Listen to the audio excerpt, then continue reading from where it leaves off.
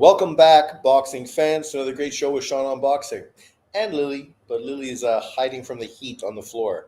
But obviously, today we're talking about upcoming fights this weekend. Last weekend was quite kind of a quiet week, even though we did have quite a bit of gossip and back and forth going on. Obviously, the heat with both Bud Crawford, Canelo's fight, and Inui versus MJ is building up as we get closer to those big events next weekend. So people are getting excited and obviously expressing themselves through social media. So that's great news. We also have a lot of news that popped up this week as well, as Greg Sanders just mentioned in the chat. And we might as well talk about this first because this is a topic I'm hoping I never have to fucking talk about. Garden Snake Mentality, what's up, my brother? So Greg Sanders is bringing up something that's all over social media right now, and obviously in Taiwan, I saw it all day when I was at work, and that is the potential Floyd Mayweather versus Mike Tyson fight on Netflix. And I don't know if people are just trolling or the reality behind this.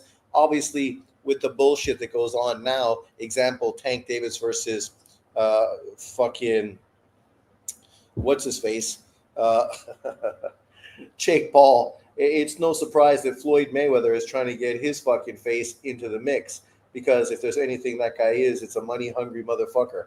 But this was one of the things that obviously was posted on social media. And I don't know how much truth there is to this. Obviously, we're going to have to wait and see. But I'm telling you now, there's no fucking way in hell I will spend $1 to watch Floyd Mayweather versus Mike Tyson. The Mike Tyson thing was fucking used on casual fans in the whole Jake Paul fight. And we saw how that turned out. It was miserable. Miserable. Nobody liked seeing that fucking 60-year-old Mike Tyson in the ring. Don't matter who he's against, right? If he looked like shit versus Jake Paul, who wants to see him versus Mike Tyson? But this is the world we're coming about now, where it's just crazy bullshit. You know, they think Jake Paul versus Tank Davis, sorry, Lily, would somehow be a fight that boxing fans would be excited about. No, boxing fans aren't excited about it. Casual fucking fans, maybe, because they're not boxing fans. Tank Davis fanboys, because they're fanboys. Jake Paul social media fucking simps, sure, they support Jake Paul and his brother consistently. So that wouldn't be a shock or surprise. But for boxing fans, nobody is excited about fucking Tank Davis taking on Jake Paul. Mike Tyson versus Floyd Mayweather, that's even worse. If you're going to bring back a fight that nobody wants to see, you might as well bring back fucking Manny Pacquiao, Floyd Mayweather 2.0. At least Pacquiao was just in a competitive fight with a real fighter for a legitimate world title, even though that was a bullshit PBC shit. At least there's some legitimacy to it, right, Lily? And obviously Floyd Mayweather, you know, he's been doing, you know, his expos here and his expos there. So, you know, we assume that he's in good enough shape where a Floyd Mayweather versus Pacquiao fight would be reasonable. It's not something I fucking want to see. I saw that once and it was terrible. Why would I want to see it now that they're both fucking well past their best? But then again, I'm a boxing fan and a hardcore boxing fan. I prefer seeing fighters that aren't popular, that are great matchups, than seeing bullshit name fighters in fights that no one gives a fuck about. Like I just saw JB talking about Errol Spence coming back. Nobody cares, really. If Errol Spence comes back, fine. We'll see what he does. But as far as seeing him come back, it's not something that fucking people are super excited about, right? We can understand what kind of bullshit the PBC is going to do, jam some bullshit fight down our throat, charge us $85 for it. And because Errol Spence's name is attached to it, somehow now it's worthwhile. No, it ain't worthwhile. Just like fucking Keith Thurman versus Funduro ain't worthwhile. Just like Pacquiao versus Mario Barros ain't fucking worthwhile. But that's me. Maybe you are excited by these fights. You know, everybody has their own opinions. Garden Snake said, did you catch the Iglesias last night? Oh, it was last night. Oh, I totally forgot. Oh, I did my predictions, but then fuck. Didn't even dawn on me, right? I was going to talk about that today, and oh, damn, I knew there was a reason I wanted to go live last night. I hate this exhibition crap. Me too. Funny how ego defending this, but shitting on Crawford Canelo. But that's the mentality of these fucking kind of YouTubers, right?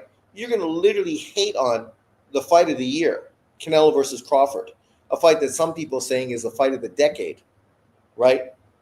But you're going to fucking hype up Mayweather versus Tyson, Tank Davis versus fucking Jake Paul, Manny Pacquiao versus Mario Barros, Fonduro versus fucking Keith Thurman. Oh my God. Like these dudes just love to retread old fighters. And you can tell that they're just casual and money grubbers because that's the only reason you'd be interested in those kind of fights. For me, Iglesias, right? I want to see him versus Mimbili. I want to see fucking Pacheco versus Mimbili and Iglesias. That's what I want to see. I want to see this next generation of up and coming fighter actually fight quality opposition. Like now, Parker is going to fight the hard punching British guy. What's his name? I can't remember his name. The guy that just beat Justice Hooney. That's a great fight. I'm super stoked to see that fight, right? Because those are the kind of fights real boxing fans want to watch. Real fights. Floyd versus Adrian Broner would be better. Netflix loves these fights, it seems. This probably tells us if Pacquiao won versus Barros, the Floyd rematch was definitely going to happen. Well, inevitably, right? Or a Tank Davis versus Manny Pacquiao, right? That's probably the fight they were going to go to. But when Pacquiao lost, then they just went to the Jake Paul route instead. Iglesias got an 8th round KO, and now it's IBF Mando for Canelo. Perfect, right? And I expected him to go in there and beat Shishkin, right? And do it effectively. Yes, Vladimir gave Skull a good fight. Some people feel that Shishkin beat Skull, and Skull was given a robbery victory in that fight, right? But it shows you the difference of skill sets with these young up-and-comers, right? We know Iglesias is a real fucking player in the 168-pound division, just like Pacheco, just like Mimbili. Mimbili now going to be on that fight card fighting Lester Martinez. Great fucking fight. Great fight. That's what I'm excited about, right? I mean, Lamont Roach versus Isaac Cruz, even that fight is more exciting than these kind of fights because at least it's two legitimate fighters and you can understand making the fight amongst themselves because now these guys deserve an opportunity to get paid well taking on quality opposition. Obviously for Lamont Roach, he deserved the rematch with Tank Davis, but inevitably that wasn't going to make enough money, so that fight fell through. So now they give him a good fight, but for him himself, you take on Isaac Cruz, you're kind of playing their bullshit game as well, right? What happened to a Shakur Stevenson fight? What happened to fighting some legitimate fighters? Sean, that's like Iglesias' 3rd fight in Canada. Mimbili versus Iglesias matchup in Canada would be fire. It would be fire. I mean, let's just check out these rankings right now for the 168-pound division. Right? I mean, I know everyone's caught up in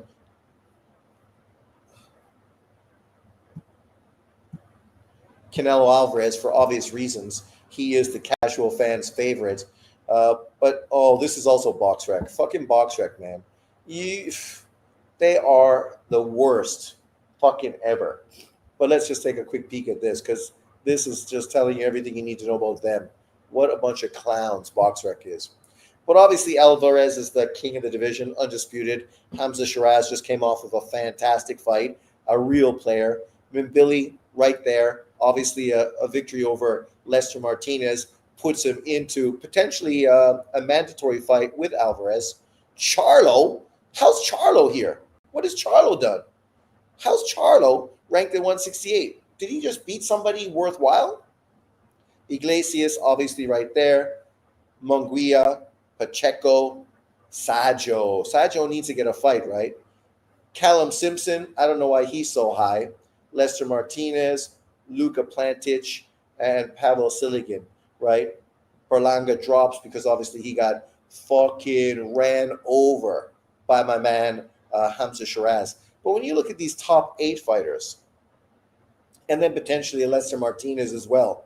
You got some quality fights here, right? And you could throw Martinez, Silligan, Saggio, Pacheco, Manguia, Iglesias, Billy, and Hamza Shiraz in with any mix of fighters, and you're going to get great matchups, right? That's why people are excited about Billy versus Martinez.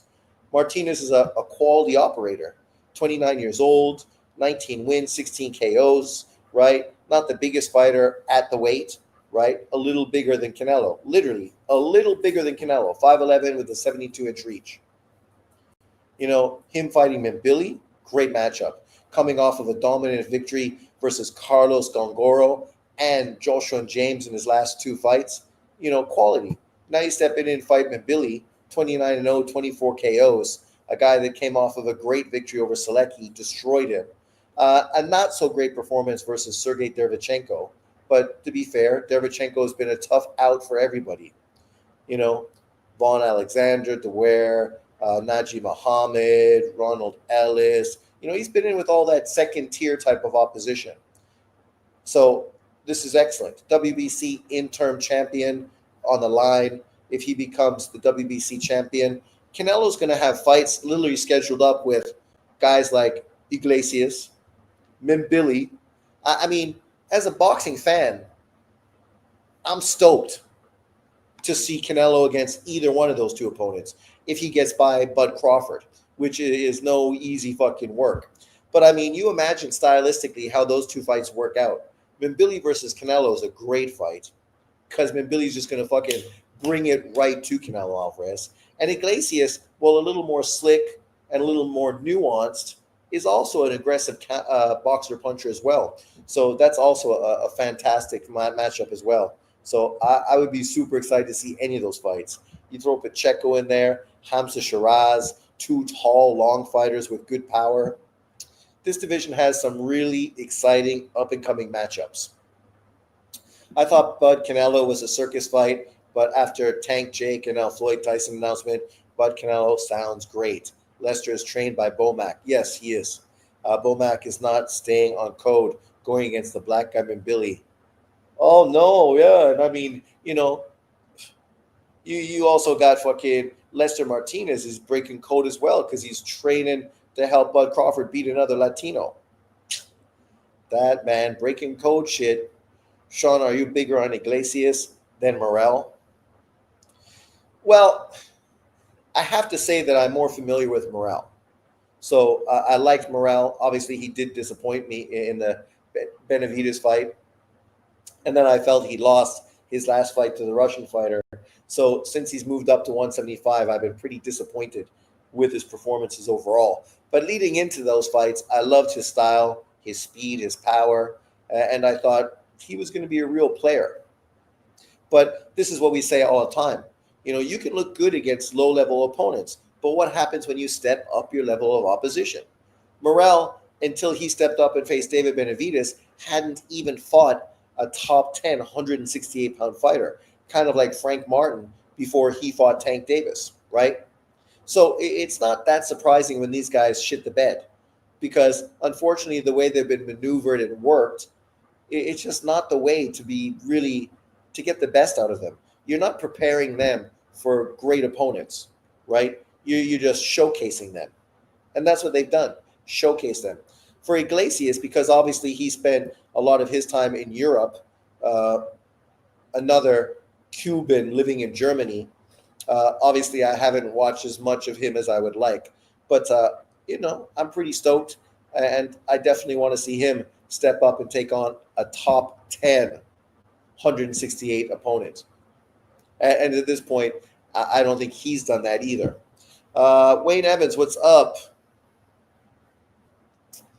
Yeah, but overall, I mean, what's not to like? Whenever you have new, exciting boxer punchers coming around, that should be exciting for everybody. Everybody loves a guy with skill, but with that fucking dynamite in his fists, right? It harkens back to Gerald McKellen back in the day and Julian Jackson and terrible Terry Norris. Remember those fights amongst those guys and how exciting it was at that time. You didn't need to fanboy for one fighter because depending on who was in with the other, you didn't know what was going to happen. This guy would beat this guy, who would lose to that guy. You throw Mike McCullum into the mix, and man, it was a fucking great era of boxing. People all lost because they were all fighting one another, and styles make fights. One guy's style would work against this guy, but it wouldn't necessarily work against that guy. And at the end of the day, that's all we've been asking for really in modern boxing as well. Let's see these dudes step up and take on legitimate competition, right? That's all. But let's jump to this last night shit since I missed it, which I'm disappointed about. What was I fucking doing last night? Oh my God, people. How did I miss this? I was sleeping on the job in a big way. But here we go. So obviously, Iglesias fought last night, 13-0, stepping in to face Vladimir Shishkin, 16-1. His only loss, obviously, coming by a controversial loss to fucking what's his face, the other Cuban. Vladimir Shishkin loves fighting them Cubans, and this was a fight that wasn't getting a lot of attention. But for hardcore boxing fans, seeing Iglesias fight in Canada, right, against a quality opponent who we've seen him in with, other quality opponents before, this was a good matchup. 14-0, 13 KOs, only 27 years old, 6'2" and a half, obviously from Cuba, fighting out of Germany. When you look at the opponents he's faced so far in his career, not the best opponents, but not the worst.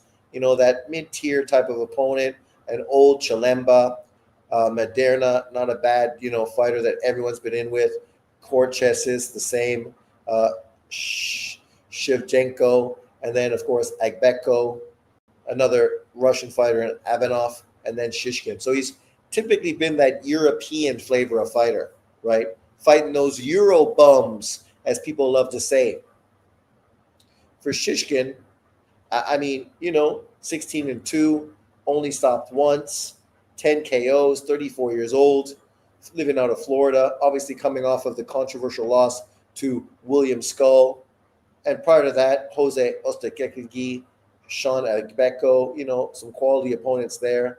Sierra, Dier Ward, Najee Mohammadi as well. The same old guys you expect to see people be in with. And he was in with them and obviously did very good. But now you step up to a really different level of opponent, a guy that people really see as maybe a potential star fighter at 168 pounds. And this is what happens, right? You get fucking flatlined. But that's excellent. I think it's great. I'm excited. We had some other fighters on this card, like my Canadian veteran from the Olympics, won a bronze medal, Wyatt Sanford, 4-0, 2 knockouts, 26-year-old from Nova Scotia, Canada. And last night he went in there and won decision. He's been brought up the way you expect prospects to be brought up.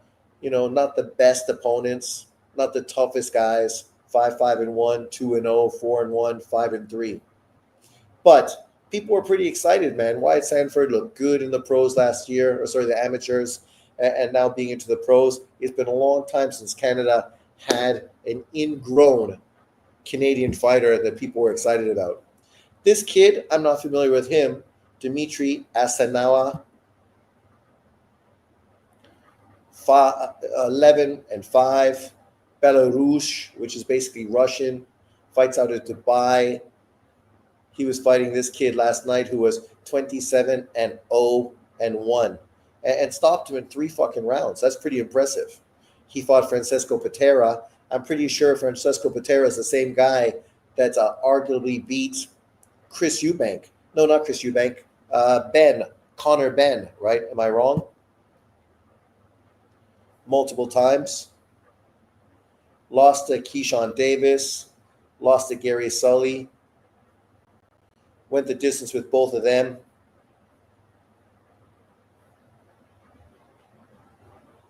Edis Tati. Vaughn Mendes. He's been in with a lot of good opponents. Maybe I'm mistaken that he fought Ben, but I knew his name was familiar from all those. Louis Ritson, beat Ritson, Paul Hyland Jr., Dominic Valentino, obviously a good Olympian, a guy that Lomachenko beat in the amateurs. Yeah, so not a bad fighter. a good win for him. Where are we? Vladimir was making Spall spit out the mouthpiece. It was a good test. They've really been building Iglesias' portfolio in Canada. And it's excellent, right? Because the fight people would really love to see is him versus Mimbili. And if it becomes like a in-house sort of all Canadian type of matchup, all the better. It makes it that much easier to make. And tell me you wouldn't be fucking stoked to see Mimbili versus Iglesias. That shit is fire. And the irony is they probably won't fight next because both of them are in position to get a world title fight with Canelo Alvarez. So obviously, it'd make far more sense for one of them to beat Canelo Alvarez to become a champion and then to match up with this guy.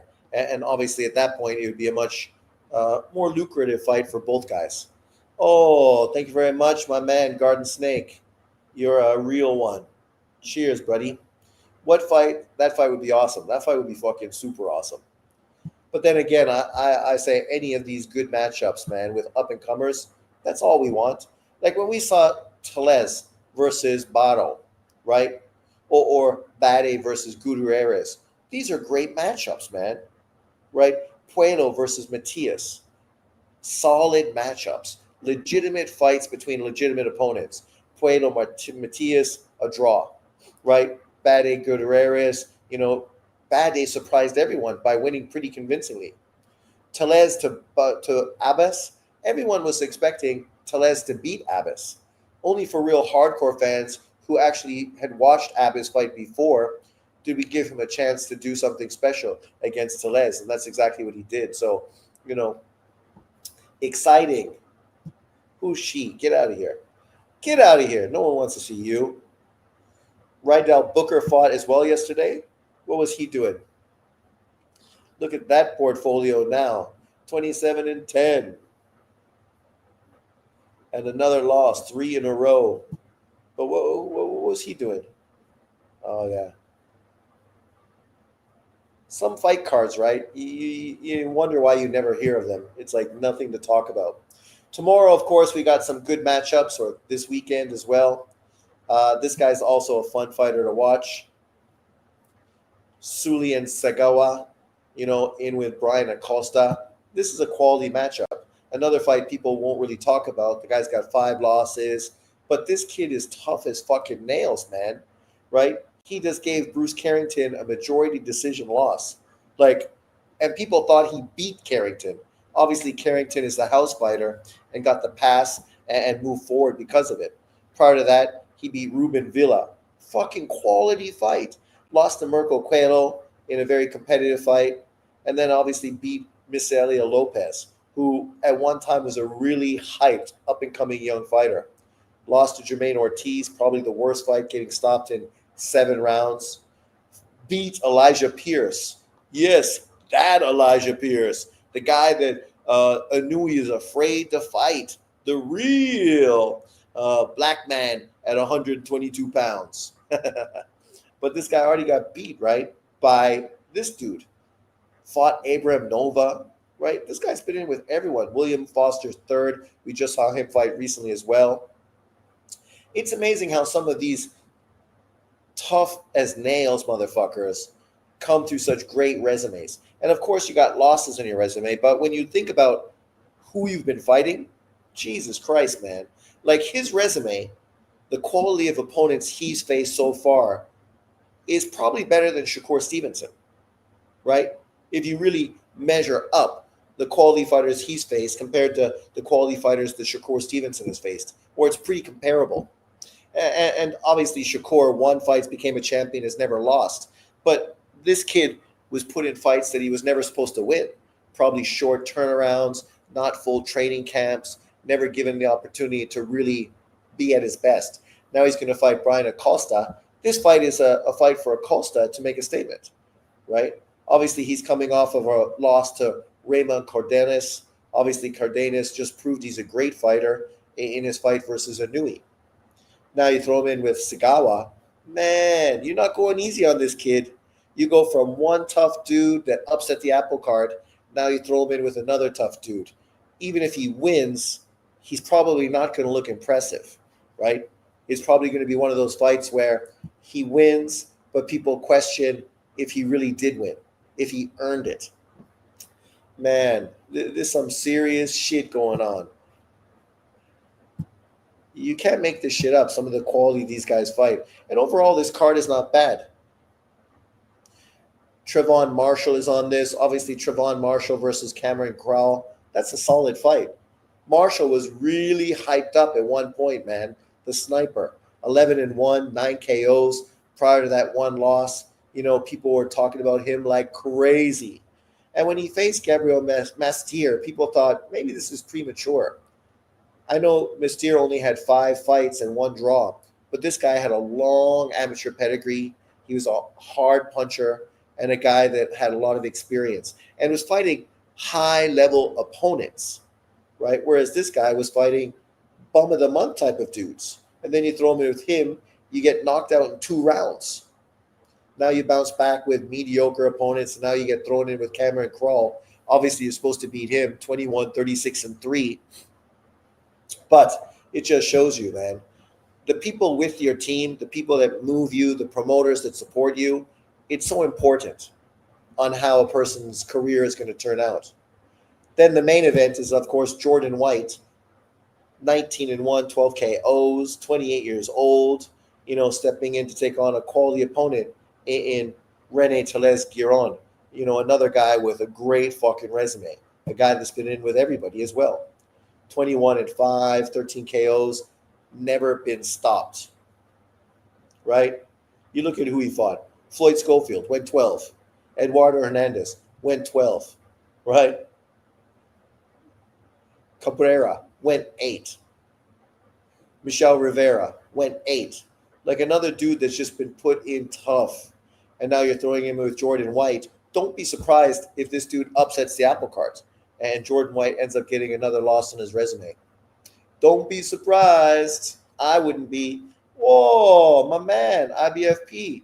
Hajo Bujen. Long time no see, my brother. Glad to see you drop by. Respect. Off topic, when is Virgil going to fight a champ? That's what I'm asking. When is Virgil going to fight a champ? I ain't hating on Virgil. I like Virgil.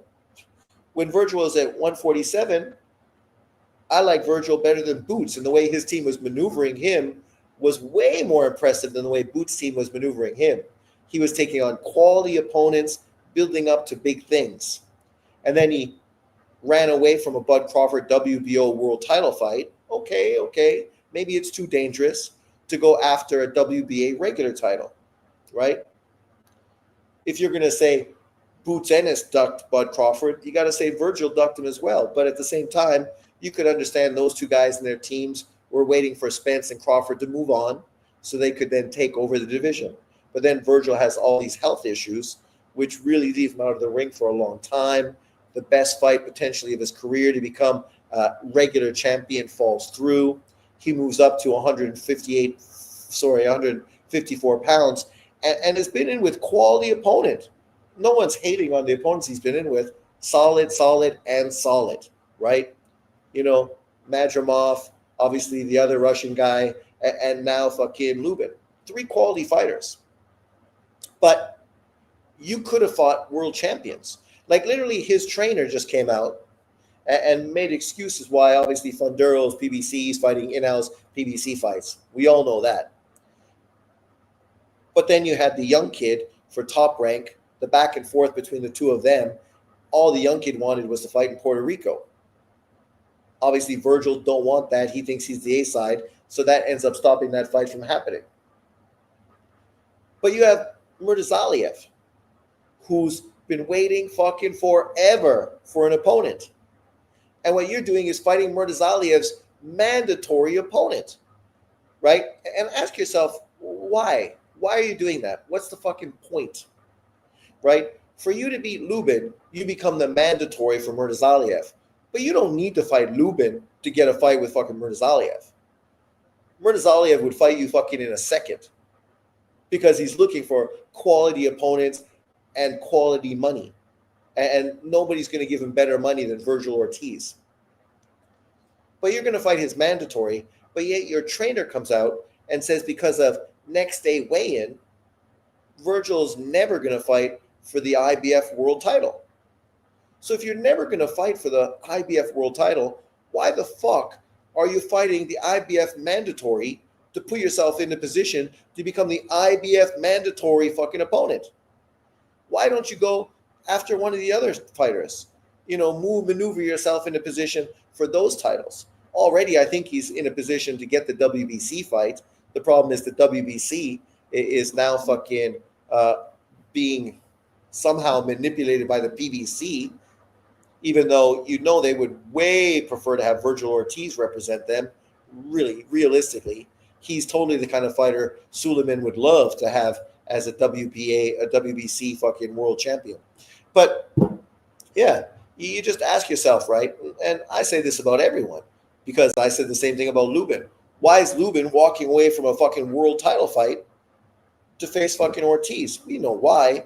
He's going to get probably more money to fight Ortiz, even though there's no belt on the line.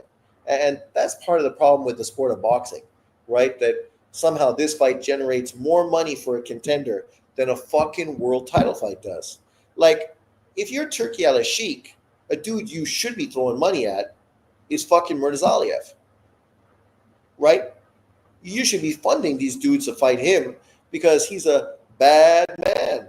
And all these fucking people are scared shitless to step in the ring with him because he's too dangerous and don't generate enough money. So what do?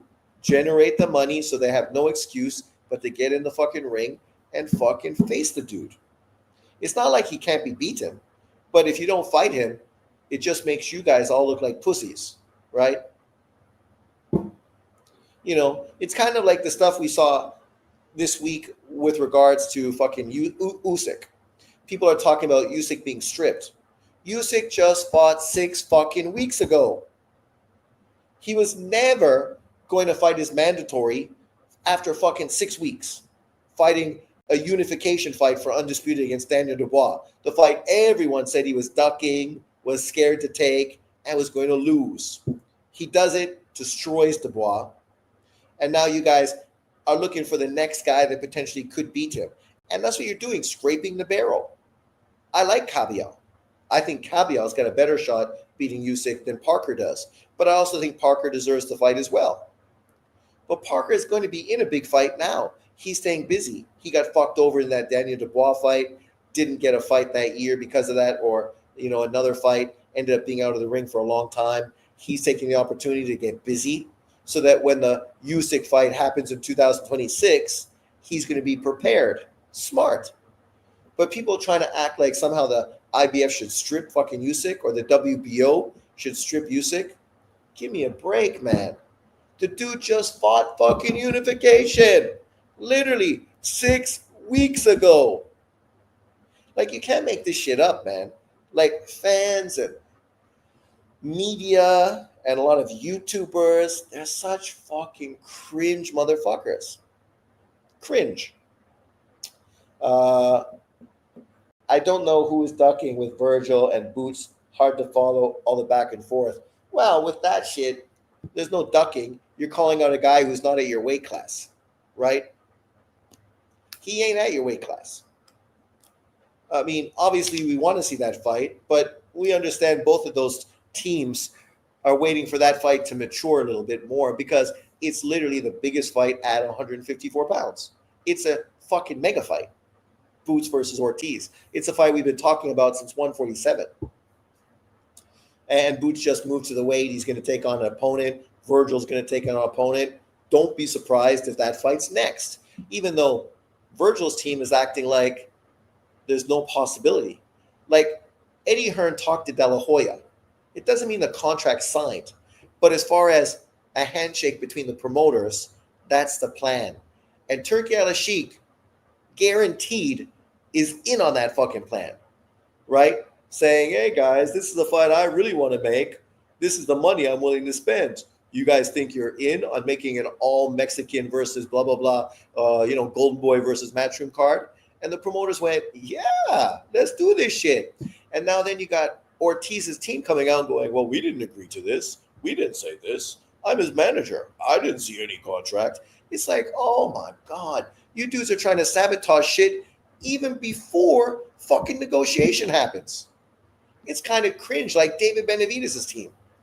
Like, talk less, do fucking more. People have more respect for you, right? When you just come out with fucking fights signed, sealed, and delivered, people are going to be like, yeah, that's a real one. Not all this social media back and forth bullshit. Literally, you don't need it because Turkey's going to fund it. So the money is there to make a super fight between Ortiz and fucking Boots. So you don't need to be all cringe. You don't need to get into your feelings. You don't need to be all over social media acting like fucking little girls. Just fucking do what you got to do. Only a week away. Who you picking, Bud or Canelo? Thank you, IBFP. Keith Thurman Fundero should not be pay-per-view. Fucking no way should that trash be pay-per-view. Right? Like, this is, again, PBC doing what PBC does. Jamming fucking old motherfuckers down our throats. Pacquiao versus fucking Barrios. I love Manny. Right? But I'm glad Manny lost. I want him to win because I love him getting another belt, doing something historic. But at the same time, I'm happy he lost because now we don't need to see them try to jam fucking Tank Davis, Manny Pacquiao down our fucking throats. And now you're giving us Thurman and Fundero. You should have made Thurman versus Errol Spence, right? And then the winner of that, you throw in with Fundero. Maybe people would be a little more excited about it because at least you'd have a build-up between two old fucking inactive, useless fuckers, right? But at least fighting one another in a fight that obviously would get a lot of attention. But right now you do this, it's like you're shoehorning something in that no one cares about. No one gives a fuck about Keith Thurman. No one really gives a fuck about Fundero. The dude ducked fucking the Puerto Rican kid. He ducked Bud Crawford. Like, literally, this dude ducking like crazy. And I understand when you're as tall as him, you got to duck a lot because otherwise you're going to hit your head everywhere. But Jesus Christ, man. Like, your sister is doing more in her career than you are. And as far as Bud versus Canelo, I'm picking Bud Crawford by unanimous decision. Because I've seen ways to beat Canelo Alvarez. I have not seen ways to beat Bud Crawford. Doesn't mean Canelo can't do it. I think if Canelo's going to do it, it's going to be to the body, and it's going to be after the 8th round. So the possibility is definitely there. Jay Cool says he's out with a supposed back injury. I don't know about you, but whatever. I've had a back injury. I can barely walk, let alone dance like Usyk was doing. Very ungodly to lie like that. No, see, once again, this is you being a douchebag. Like, I heard shoulder injury, right? You don't know specifically what the problem is. You take the media and what people roll with it. Like, the reality is it don't matter if he's injured or not. He just fought fucking 6 weeks ago. He wasn't going to fucking fight anyone probably until November or December anyway, realistically, after coming off of a tough training camp to fight Daniel Dubois. You're not going to be getting in the ring fucking anytime soon. The dude just fought in July. So August, September, October, November, December, January. Usually you could expect at least 6 months between a fight of that magnitude, especially with a fighter like him. So early 2026 was the most likely date you'd be seeing Usyk get back in the ring. And obviously Parker's team feels that's the truth as well, because that's why they're jumping in to take on this opponent now, so that when that opportunity for early next year happens, they're prepared for it. But if he's faking to avoid Joe Parker, I don't really care. If it was Cabial, I'd be pissed off. Well, Cabial's been sort of ducked and dodged by everybody. Like, at least Parker got a fight scheduled. What the fuck's going on with Cabial?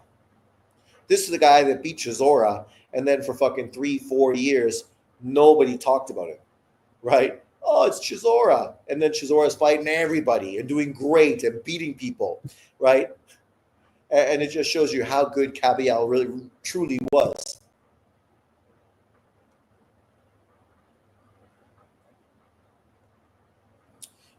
Bivol, back injury, also avoiding Benavidez and waiting for better BF's trilogy. Well, to be fair, the trilogy fight was always on the table. Benavidez could have jumped in line to put himself on the conveyor belt for the winner, but he chose to fucking say, fuck Turkey Al Sheikh. I'm only fighting in Vegas, only to come crawling back on his hands and knees to fucking sign a contract to fight fucking with Turkey Al Sheikh. And people act like Bivol and Beterbiev are ducking Benavidez. What? Come on, man. Like, some people are so full of crap. It's unbelievable. Uh, I think it's funny, Sean, you hear fans say Canelo gets no credit for beating Bud, but when you ask them who they are picking, they say Bud. Exactly. Exactly, right? Can you imagine? So you're so confident Bud Crawford's going to beat Canelo, but yet if Canelo wins, you don't want to give him credit because he's too big. But yet we see big fighters beat smaller fighters every fucking day. Every opponent that Canelo fought at 168 was bigger than him and far bigger than he is compared to Bud Crawford. Like, compare Berlanga to Canelo Alvarez. Not just height and length, but physicality. Berlanga was 20, 25 pounds bigger than Canelo Alvarez on fight night. He was gargantuan, right? But people don't want to pay attention to that. It's irrelevant. But with Bud, oh my God, holy moly, he's coming up against a weight bully. Canelo again, trying to use fucking weight bully tactics. Who's the guy that wanted the fight? It's Bud Crawford, because Bud feels confident that his skill set is good enough to beat Canelo Alvarez. He's got a 4-inch reach advantage over Canelo. If you can establish your jab and control distance with your feet and your fucking jab, Canelo's going to have a hard time getting to you, right? Canelo's not a high volume puncher. He's a dude that tries to set up power shots, which means he could be waiting almost all night and not land any fucking power shots. This is what I said about Wilder and how Wilder inevitably was going to lose. And that's what happened. That's what I said about fucking Tank Davis. And inevitably, that's what happened to him versus Lamont Roach.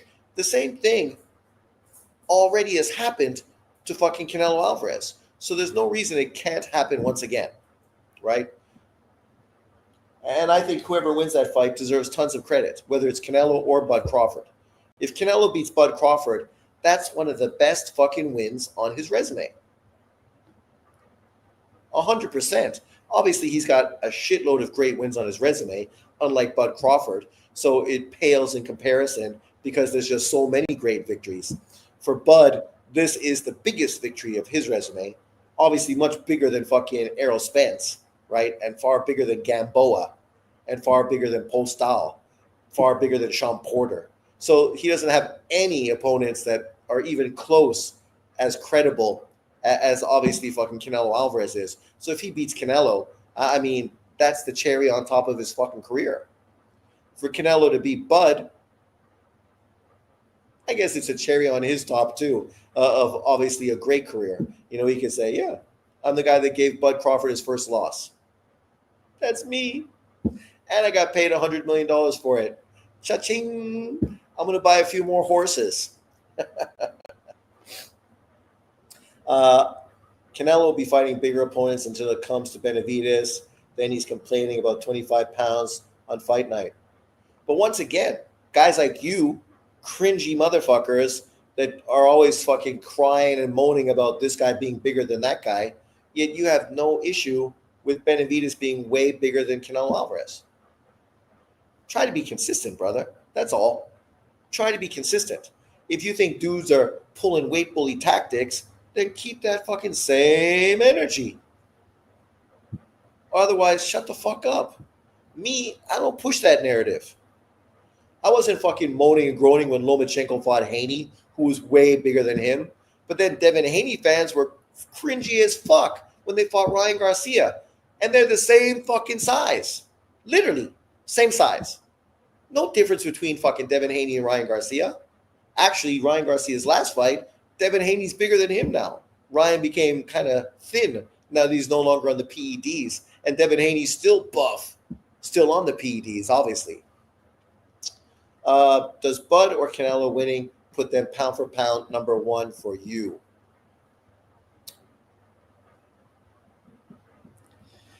If Bud beats Canelo, I definitely think it potentially puts him above Usyk on the pound for pound list. But there's obviously some conversation there. People have different criteria, but I could use that, especially if he does it dominant. People are saying he's going to knock out Canelo Alvarez. If Bud Crawford knocks out Canelo Alvarez, he's going to be pound for pound number one on my list. That's just the way it goes. Um, if Canelo stops Bud, I don't think he's going to be pound for pound number one, but I definitely think he moves into the top three because right now I got him at like 6 or 7, right? Sliding because his performance is haven't been dominant.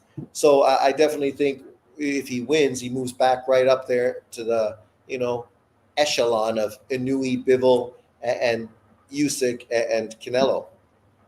And obviously Bud Crawford's going to fall off the list. Maybe not off the list, but obviously quite a bit down. IBFP, thank you very much. You're a gentleman. Shiraz wants Canelo Crawford winner. Once again, right? Like, obviously, that's because Turkey is supporting him and the money is behind him. So you can understand why he feels confident making that statement. But for a lot of us, like me, I prefer to see Canelo fight Billy, right? I prefer to see Shiraz fight somebody else in the division first, somebody like Pacheco or Iglesias, right? Fight somebody else and really earn the opportunity to show that, yeah, man, not just because you got a fucking billionaire behind you, but you're doing the work. Because you like got beat in a fight versus Adamas, and then you move up, you beat Berlanga, which was a fucking great win, but that kind of cancels each other out. Does that now make you fucking a player? Maybe in the UK, but in the American market, the majority of people don't even know who the fuck Hamza Shiraz is. So you go beat Pacheco, a top up and coming American of that division. Two tall motherfuckers. Should be an interesting fight. I'd like to see it. Pacheco's also on DAZN, right?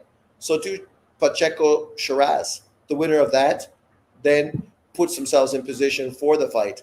But then again, I mean, are people gonna obviously Bud Crawford fans are gonna focus on the weight bully because Shiraz and Pacheco are so much taller and longer and have the size advantage over Bud Crawford.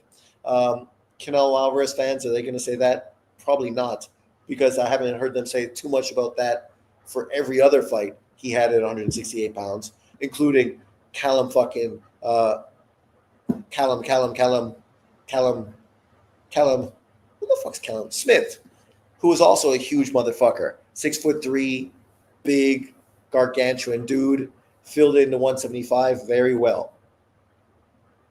Hamed versus Iglesias would be exciting. It would be. I'm not only about the size difference. It's also about being acclimatized to a weight class. That's why you rarely see fighters jump multiple weight classes at once and be successful. If Bud stops Canelo, I'm buying snack products the next day.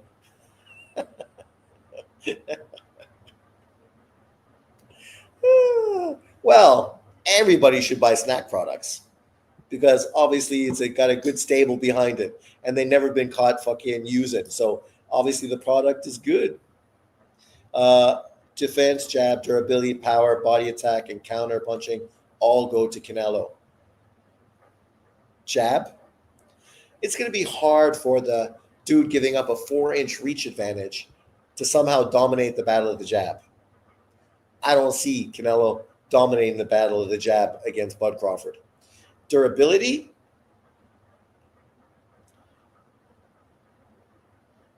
when has Bud Crawford looked like he was broken down and not durable? In what fight? Never in his career. Power, Crawford's got power. Is it as much as Canelo? No. But it doesn't matter how much power you have if you have power. If you can fucking keep a guy honest, your power is significant and good enough. Body attack, that's, I think, his bread and butter. I think that's going to potentially be the main thing that helps Canelo win. Countering, well, Bud Crawford's also a great counter puncher. The thing is, he's just not only a counter puncher, which Canelo tends to be, especially now. And as far as defense, I don't know if the last three or four fights that we've seen Canelo in, defense has been his calling card. I mean, you want to go back a few years, then his defense was very solid. Recently, not as much. That's why I say both guys got a lot to prove because Canelo hasn't looked great, and Bud Crawford against Murtazaliev, or sorry, against Madrimov, looked vulnerable as well. So it'll be interesting to see how this fight matches up. The excuse is going to be crazy when Bud gets beat. Oh yeah, well the excuse has already started, right? Dude's been making excuse videos for a fucking month, just getting ahead of the story, so they can say I told you, right? You know, John Boxing, the rest of them, they're all getting fucking ready for excuses.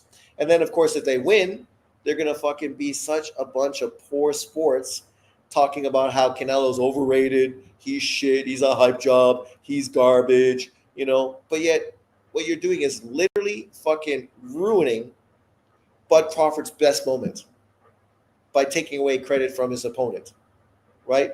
That'd be like shitting on Tommy Hearns after Marvin Hagler fucking knocks him out in 3 and say Hearns fucking had no legs. He was like Bambi on skates. The dude's chin was always bad.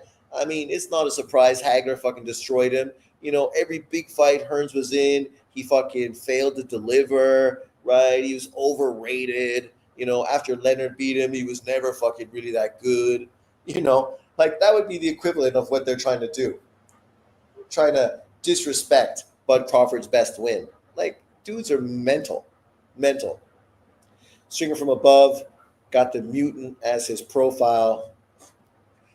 Oh, it is John. Look at that. Hey, John.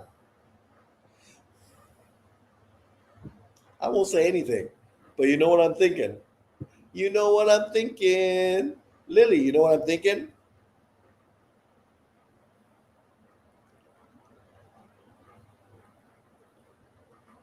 And think about that.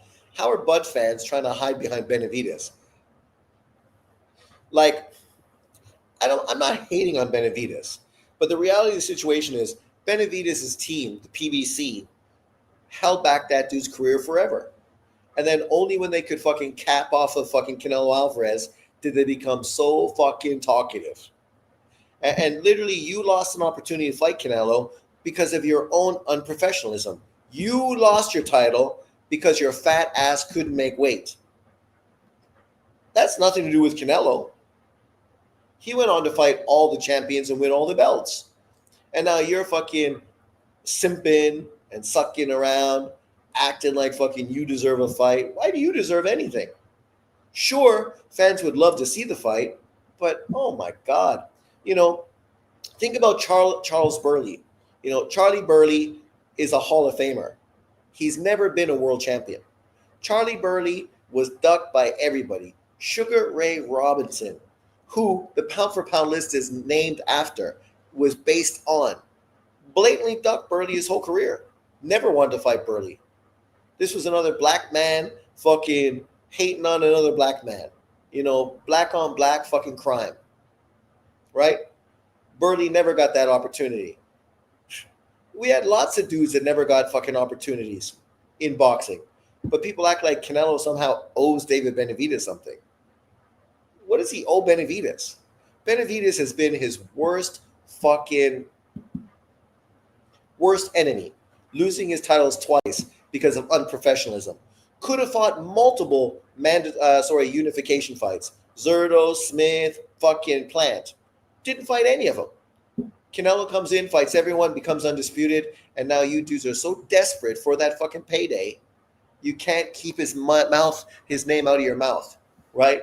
It never fucking ends. Never ends. Canelo this, Canelo that, Canelo this, Canelo that. And what's Canelo doing? He's fighting Terrence Crawford in a fight on Netflix that's going to fucking probably have 15 million people watch it. It's going to be fucking huge. Does he need you? After this, he could go fight Jake fucking Paul on Netflix and probably do fucking 25 million views. Right? Not that I would be happy about that, but why not? Everyone else is doing it. Why not Canelo? But of course, if Canelo did it, all the people now justifying fucking Tank Davis doing it would lose their shit. because that's the hypocrites they are. They put up the DEI for fucking FBA fighters every fucking day while shitting on every non FBA fighter every other day. Bruce Gas in the house. What's up, my man? Always kept the stick on him. The one thing I noticed going back watching Bivol Nello is Bivol did a great job of constantly making him reset when he brought his lead foot forward. It's going to be interesting, right? The way the fight between Bud Crawford and Canelo plays out. People underestimate Canelo's skill set, right? It's easy to downplay him because he's Mexican and just use racial stereotypes to try to make it seem like Mexican fighters have no skill. But that's bullshit. Everybody knows it's bullshit. And not every black fighter is fucking Sugar Ray Robinson. Sorry. If you clout chasing was a sport, DB would be a champ. Yes, he would. Fucking undisputed. Benavidez stops Yard. You'll say Yard was a bum that never did anything. No, Timmy. If Benavidez stops Yard, I will say that's the best victory of his career. And now I hope he gets the winner of Beterbiev versus fucking Bivol for undisputed. That's what I will say. But what are you going to say when Anthony Yard fucking knocks out your boy? You're going to say he's overrated and was protected his whole career, just like every other fucking PBC fighter? Because that's what's happened to every other PBC fighter. Protected and then exposed. So don't be surprised when Benavidez gets exposed, because that's the next step in protection. Eventually, you step up and you get exposed because you've been protected your whole fucking career. But okay, Timmy. Show that you're a fucking David Benavidez fucking got his naked poster on your wall, right? Benavidez messed up multiple opportunities to get the Canelo fight, ducking unifications, lost the belt twice, didn't force his Mando. Exactly. But no onus goes on him, right? The fact that he fucking was unprofessional on multiple fucking occasions. Him and his team fucking contradicting each other consistently. But we're going to ignore that because it's all Canelo's fault. You dudes, man, give Canelo more power than you take away from him. Iglesias put in the work last night. I heard that, David. Fuck, I totally forgot he was fighting last night. I'm kicking myself in the ass that I missed it. David, Canelo's going to stay away from Iglesias. Oh, my God. Stay away. To be fair, if Canelo Alvarez beats Bud Crawford, he can retire. There's a bunch of young dudes at 168. It's about time they fight each other and find out which of them is the best. But we know they all want Canelo.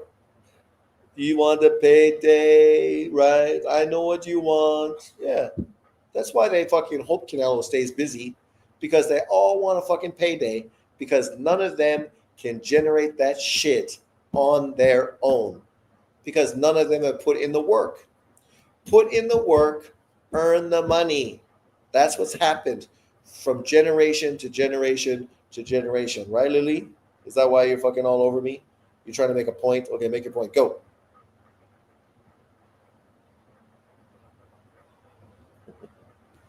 You're so cute. But, the fight we were talking about earlier with Iglesias is obviously that Mbili fight. Both of them are fighting in Canada. That would be a great fight. But we know what's going to happen. Both of them are becoming mandatories for Canelo Alvarez.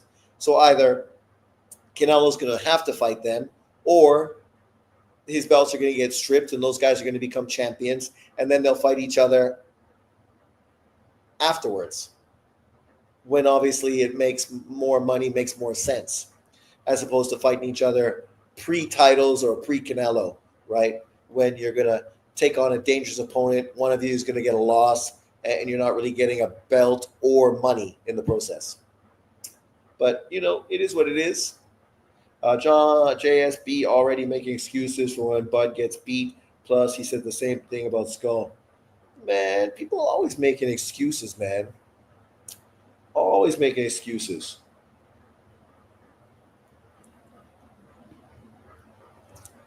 Johnson Boxing, man, if he ain't fucking trolling, he's making excuses, right? Like already you're fucking holding Canelo to fucking another fight, even though he didn't even fight Crawford yet. He could lose to Crawford. But you fucking, oh, he's gonna dog Iglesias. He's ducking Benavides. Iglesias, to be fair, has never beat a top 10 168-pound fighter. As I said earlier in the video, he's like Frank Martin.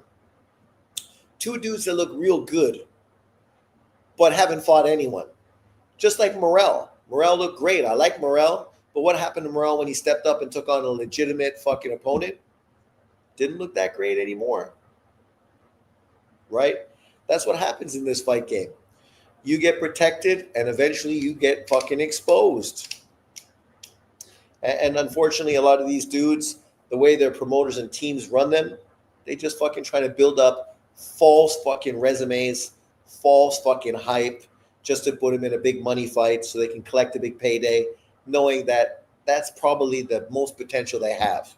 After they get beat, exposed, you better hope you get a lot of money in the build-up, right, for that fight. And that's what a lot of dudes are doing. They're just waiting to get that big payday because that might be the only big payday they get in their fucking careers. But if you want to get lots of paydays in your career, you know what you can do? Take on great opponents and fucking entertain. Even if you lose, you're going to continue to get fucking great paydays. Just ask Derek fucking Chisora. That dude fucking makes tons of cash. Dixon, nah. I have already picked Canelo since day one. Weight class for a reason. Canelo should be fighting the best guys in the weight or vacate the straps. He fought fucking everybody in the division. Who fought more top 10 168-pound fighters than Canelo Alvarez? Name one. Come on, John Sean. Name one. Name 168 or 175-pound fighter who fought more top 10 168-pound fighters than fucking Canelo.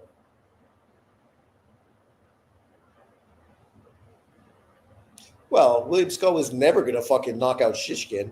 The dude's a fucking track star. Big up, Sean. I'm glad I'm not watching this fight in the U.S. Boxing culture is pretty much dead there. That's what I was saying, man. Right? John Boxing took that as if somehow I'm hating on American boxers. See, some people are just stupid, right? Me saying boxing in America is dead has nothing to do with the fighters. I will tell everybody the majority of great fighters in the world are American, whether they're fucking Mexican American or fucking Black American. Like, the States got a shitload of fucking great fighters and great coming up fighters. But that doesn't mean boxing in the States not dead.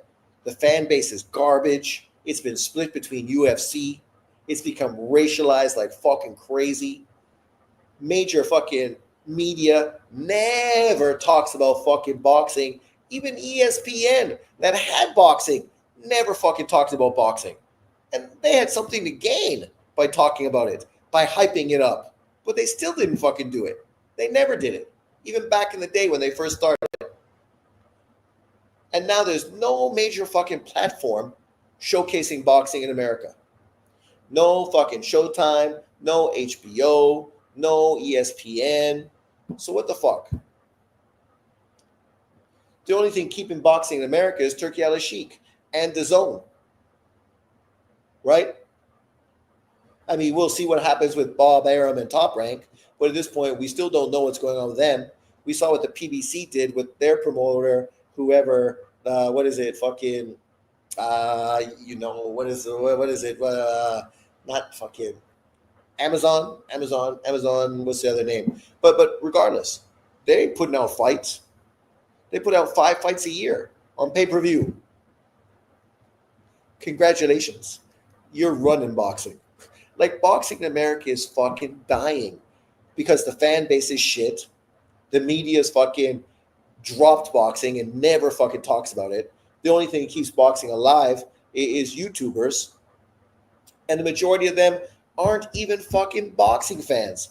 They're race pushers and dudes that are just trying to fucking milk every fucking penny out of the sport. They don't love boxing. They love the controversy. They love the drama.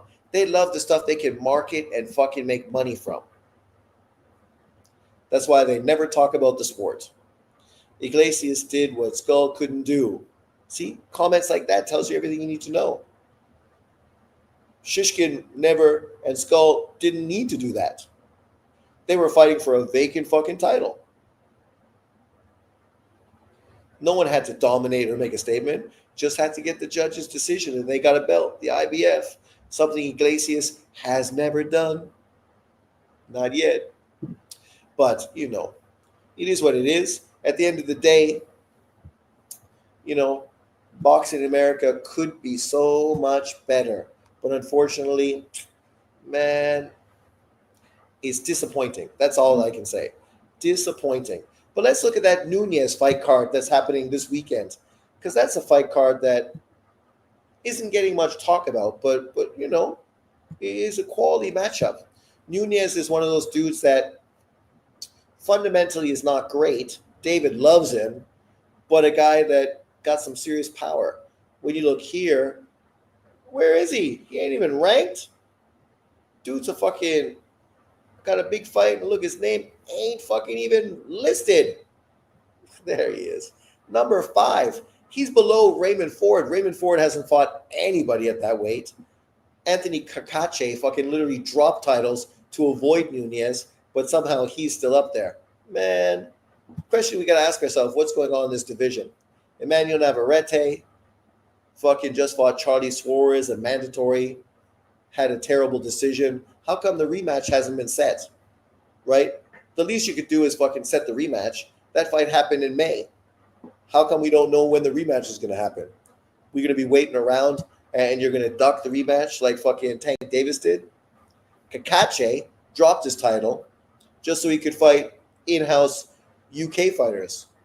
Cordina, Warrington, Wood. What English fighter is he going to fight next? Is there any left? You fought the 3 top names in the division. So who are you going to fight now? In Warrington, you literally had to bring him out of retirement to fight him. Oshaki Foster, quality opponent, right? The one guy actually doing something, fighting Stephen Fulton. Sure, you're bringing a guy up in a weight division to fight him. But nonetheless, let me see. Pay-per-view on fucking Amazon. Of course it is, because that's all fucking the BBC does. But Fulton versus Oshaki, good fight, right? If Fulton becomes a 3-weight world champion, what? That's going to help Inouye's fucking legacy hard. It's going to be hard for guys like John Boxing to hate on Inouye's resume and say, who's he fought? We don't even know anyone on his resume. Nobody's talking about the people he fought. Raymond Ford, what's he doing? I thought he was going to get the fucking Oshaki Foster fight. Fought Abraham Nova. Actually, John Boxing was hating on that. I thought it was a quality name. But literally, he fought who? Thomas Matisse, Orlando Gonzalez, Abraham Nova. Not one of those motherfuckers was a top 10, 135-pound fighter. So you get beat by Nick Ball. You move up in weight. You take on 3 fucking dudes that aren't even top 10 fighters. You're getting easy money from Matchroom, but not taking on any opponent anyone gives a fuck about. Literally. And now you got Sugar Nunez, 28-1, 27 KOs, 28 years old, right? Taking on Christopher Diaz. Quality opponent. Obviously, he just beat Rikishi to win that IBF title. Quality win. Beat Miguel Mariaga. Quality win. Oscar Escadón, right? Outside of that, his resume is pretty fucking thin. Escadón and Mariaga, both old. Rikishi, unknown Japanese fighter, already had a loss on his resume to another Japanese fighter, if I recall correctly. Who did he lose to? Yes. Mind you, it was his 3rd professional fight, fought a guy 16-4. Got stopped in 2 rounds. That shit happens. They moved him too quick. Went in with Nunez, went the distance. Lost. A split decision, right? Was it split? Oh, no, he got the whole decision. But obviously, you look at the cards, 115, 113, 117, 111. It's a big gap. But now, man, I'm excited to see him in there. I'm not super impressed with him, but I'm excited to see him stay busy. I'm excited to see any fighter stay fucking busy, right? That's all we can ask from dudes. If you can't get the big fights, stay busy. Quick feet and good hand speed, Sugar Nunez. Fulton already moving up to 130, crazy. Fulton power is so limited, I'm surprised in the move to 130. Well, that's it, right? He's not relying on power. But Oshaki Foster's not the most powerful puncher either, so that kind of plays off. It's going to come down to skill sets. Who's better? And based on careers, you got to fucking lean towards Fulton, right? Beat the better opponents. He's accomplished more in his career, but it's a very good matchup at this point in both of their careers. I'm rooting for him, though. He took a lot of flack from American boxing fans after Inui dispatched him. Well, the irony with that is those guys are the ones that used him to literally shit on Inui, only to then fucking throw him to the trash heap when he got fucking blown away. True boxing fans. Exactly, Sean. You can't build stars without activity. Yeah. Like, look at Inui. Inui already fucking has announced his next fucking fight. You know, you can't make that shit up. Dude hasn't even fought yet, but they're already talking about his next opponent. He got MJ happening fucking next weekend. And already they're talking about him fighting Picasso in December, right? Like, that's what real boxers do, man. Real boxers fucking do shit. They don't sit around on social media calling out everybody and fighting fucking nobody. Him fighting Picasso, I mean, where's Picasso? Where are you, Picasso? How far you fall down that list? Am I blind? Anui, boo, boo, ba, bee, ba, ba, brr, brr, brr, brr, brr. Where's Picasso? Fucking box wreck, man. What are they doing to the poor dude? It's not that he's been inactive. He just fucking had a fight, right? Like, literally, Picasso just fought recently. Man, where's the dude? Crazy. Picasso get no love by box wreck. What's up, Mars the Machine? Exactly, Sean. I thought it knew he was ducking MJ. I wonder what happened to that narrative. Yeah, fucking bullshit narratives. People look for every reason to hate on non-fucking black American fighters, right? Yet they don't hold black American fighters to the same scrutiny or criticism. Imagine if a undisputed champion like Bud Crawford, Charlo, Haney just fought 6 weeks ago, and now people are saying that he was ducking his mandatory and needs to be stripped after fighting just fucking 6 weeks ago against the boogeyman of the division. You can't make that shit up. I'm curious to see if Inui is going for Junto or Nick Ball in 2026. Well, I think the way this is playing out, right, because there was talk about him fighting Nick Ball in Saudi Arabia in December. But if he's going to fight Picasso, and that might be in Saudi Arabia, on that, what kind of card would that be on? I don't know. I was going to say all Mexican card. Wasn't there talk about like Mexico versus somebody card? But them putting on that fight, I wouldn't be surprised if they did it in Saudi Arabia. You're not giving them the toughest opponent, but obviously it's a good opponent to fight in Saudi Arabia. They'll just be excited to see Inui. Doesn't matter who he's going to fight. And then obviously Junto's going to be in Japan in the Tokyo Dome early 2026. And then after that, I would expect him to take on Nick Ball in the summertime, probably in Saudi Arabia. I can't imagine them doing it in the UK, but Inui, he might go to the UK, do it in Wembley, right, against fucking Nick Ball to become a 5-weight world champion. That shit would be fucking off the hook. I'd be stoked. Let's do it. But the funny thing is now, I mean, people have been asking for MJ, using him against Nui, trying to criticize and hate on him. You know, when Nui beats him, they're just going to fucking, once again, shit on Inui's opponents and say, nobody knows who that guy is. Nobody knows him. What has he done? Blah blah blah. Come on, the new he's not fighting anybody. Who's fucking MJ Clementiev? The dude's 14-1. He already got a loss on his resume. Yeah, he lost a split decision to Marlon Tabalas coming off of an injury after beating Awasha, Daniel Roman, Carlos Carlson, Isaac Zarate, right? Fucking Ronnie Rios. Bounced back with, nobody significant in these three fights. And now you're fighting Anui for undisputed. Man, what else you want the kid to do? And then if you look at his amateur resume, let's check it out. Amateur resume, where's those Olympic medals? Where's that? Here we go. He lost to Robsy Ramirez in the semifinals of the Brazilian Olympics. Robsy fucking Ramirez, right? Who went on to do what? Went on to become a 126-pound world champion.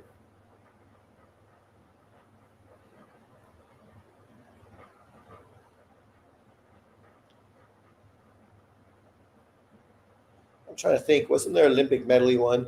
That's the Rio Olympics semifinals. Lost to Robsy Ramirez. Then the World Series of Boxing he fought. Dun dun dun. Lots of World Series boxing fights. Oh, there's the guy we just talked about now. Dimitri Asuna, who just fought yesterday. All bouts. Yeah. But nonetheless, I'm excited. Next weekend's going to be a fucking great fucking weekend of boxing. Great weekend. This weekend, we still got that Nunez fight. Should be fun. Nunez, hard puncher, exciting. Who's on the undercard of this fight? Let's check it out. Pedro Guevara against Adrian Carrell. That should be a quality fight, man. Quality matchup. Look at this card. It's deep as fuck. Mexico, Eddie Hearn, Matchroom, Kevin Rooney Jr., the matchmaker. Oh, this guy, Masquedes. Masquedes is a good fighter. He was fighting on those World Boxing fucking WBC fight cards that just happened recently, right? Those big crazy cards.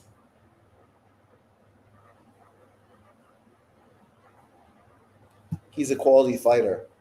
Who else is on this card? So many Mexican fighters. I don't know if I all know who they are. Gabriel Tellez, Tapia, Gonzalez. So many Mexican fighters' names sound the same. I never know who's who. But nonetheless, I'm excited that actually the Sugar Nunez fight is happening tomorrow. Should be good. Pitbull Cruz, Lamont Roach. I can't sneeze at that. No, that's not a bad fight. But when you think about it, it's kind of disappointing for Lamont Roach, right? You fall from a pay-per-view fight where you're going to headline to being in a Pitbull Cruz fight. And it's not going to be a headline fight.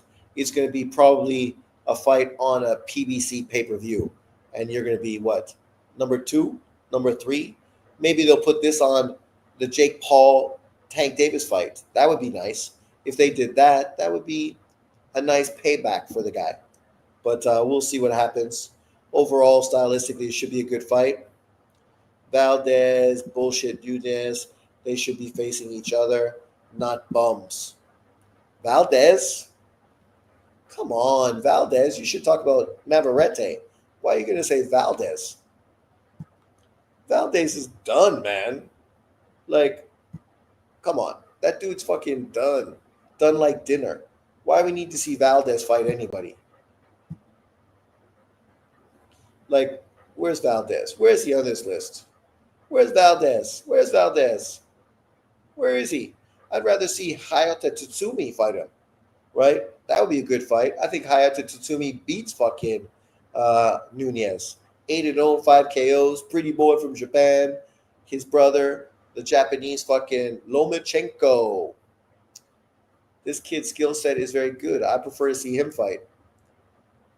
Jordan White's fighting this weekend. He's right there. Valdez, man. Valdez literally just got sparked in 6 rounds by Navarrete in his last fight. And now you're upset because he's fighting a bounce back opponent. The dude just got his ass beat. Like fucking destroyed. Like retirement would have been on the cards. The fact that he's bouncing back against a nobody, okay. Because at least that's a better opponent than Diaz. I don't know if a dude coming off of a fucking 6-round beatdown is a better opponent than Diaz. Diaz is a quality opponent. Like, let's just be fucking honest. We'll look at Diaz's resume and you tell me what shit about it. Only stopped once. 30-5. Only knocked out once in his career. Right? You got Mexico, Puerto Rico, so that sells in Mexico. He lost to Henry LeBron. Competitive fight. He lost to Dog Bay. Majority decision. Got knocked out by Navarrete. Went the distance with Shakur Stevenson. Lost to Ito when he was a top fighter in the division. In a, solid fight. He's not a top contender. I mean, he's a top contender, but he's not like a elite fighter. But for a guy like Nunez, what has Nunez done in his career? He beat nobody. In comparison to Diaz, Nunez is a fucking quality opponent for it. The dude's fought nobody. Who you say Oscar Valdez is Shakur's best win? It is his best win. Who do you think is Shakur's best win? Oscar Valdez was a unification world title fight that Shakur won and did convincingly. What better opponent has Shakur beat than him? Zepeda? Zepeda's never been a world champion. So who's better? At this point, saying Valdez is shot because he just got destroyed by Navarrete, it doesn't mean he's the same fighter that fucking Shakur fought, because that was years ago. Shakur's had how many fights since he beat him? 1, 2, 3, 4, 5? 5 or 6 fights, right? Since he beat Valdez. That's why I say I like Shakur, but Shakur's resume is pretty fucking mediocre. He won a vacant title at 126. He won a vacant title at 135. He beat 2 champions at 130, Jamal Herring, who's okay, and Valdez, who was better. He beat fucking the Brazilian kid, who was quality opponent, and then went on to become a champion, even though it was a fucking clear robbery against Oshaki Foster, only to obviously convincingly get beat in the rematch. So who's the great opponents Shakur's been in with? Like if he fights Teo is easily the best opponent on his resume. And it ain't even fucking close. If he would have fought Tank Davis, that would have been easily the best opponent in his resume. And it ain't even close, right? Like those are elite opponents. He's never been in with any fucking elite opponents. None. Tank Davis's resume in comparison to Shakur's is way better. And even Tank Davis's resume has serious holes in it. Right, Lily? I know. But Shakur's resume, like Devin Haney's resume, is fucking great compared to fucking Shakur Stevenson. Great. Teo's resume is great compared to Shakur. Like, and this is not hate towards Shakur. I mean, obviously he's a 3-weight world champion, but the irony is a guy like John Boxing hating on Junto Nakatani's resume. You're hating on Junto Nakatani's resume, but then you ignore fucking Shakur Stevenson. Junto didn't win vacant titles left, right, and center. He beat champions to win world titles and unified the same as fucking Shakur did. Let's just take a quick peek while we're here. Shakur Stevenson. And I like Shakur. I think the reason his resume is not so great is because he's blatantly been ducked, right? And when you get ducked, that's what happens. Your resume fucking suffers as a result. But we just look at Shakur's resume right now. It's not like it's terrible, but let's be honest. So he beat Diaz back in 2019, right? Which was a pretty big step up fight for him at that point. Then he fought Alberto Guevara. Most people don't even know who he is, so they won't give him any credit. But a solid fucking fighter, him and his brother. Then fought Joet Gonzalez, who's a solid fucking opponent. Won the vacant WBO title by beating Joet Gonzalez, who's consistently still a top contender at 126 pounds. Joet Gonzalez, in truth, might be Shakur Stevenson's best opponent. This dude was a fucking bum. What has he done? That's what he's done. I mean, after losing to Shakur, he's lost to Robsy Ramirez, Raymond, he's lost to everybody. Like literally, he's fucking lost to a guy who was 4-1. He lost to everybody. Like that's not a great win. This guy, Toka Clay, people are hyping him up like he was something serious. Who the fuck is that dude, man? He didn't beat anyone before Shakur. He'd also lost to fucking UK fighter in Ked Galahad. And then he just got beat by fucking Polino, a guy, I don't even know who he is. Right? Like, that dude hasn't done anything except be inactive. Nakatila was a nobody before Shakur fought him. Right? Hadn't fought anybody. Hadn't fought out of Africa. And then after Shakur beat him, he fucking had his best victory beating fucking Burchelt, who'd just been fucking already laid out by Valdez. Then he got laid out by Murtazaliev, laid out by fucking Machado, fucking beat a bunch of African fighters, and then got laid out by Abdullah Mason. Like, okay. Jamal Herring, the first world champion he's faced. Quality win. Coming off of a Frampton victory, biggest victory of his career, then lost to Shakur, then got beat by Jermaine Ortiz, and then just got beat by, who's this guy? Jackson John England, 15-3. Who the fuck is that guy? Then Valdez, easily the best opponent, really. A guy who's been a world champion, obviously beat Liam Wilson, beat Adam Lopez, beat Robson Consacao, fucking had his career-defining victory against Miguel Burchelt, beat Jason Velez, Adam Lopez again, Jason Sanchez, solid fighter, Scott Quigg, which was a great fight, and big fight, Cervane, Mariaga, right? Like, he's easily the best opponent. Chris Avalos, I mean, come on. Easily the best win on Shakur's fucking resume. It ain't even close. Zepeda talent-wise is better than Oscar. Talent-wise? Isn't that a guy you think lost to fucking Tevin Farmer? What do you mean talent-wise?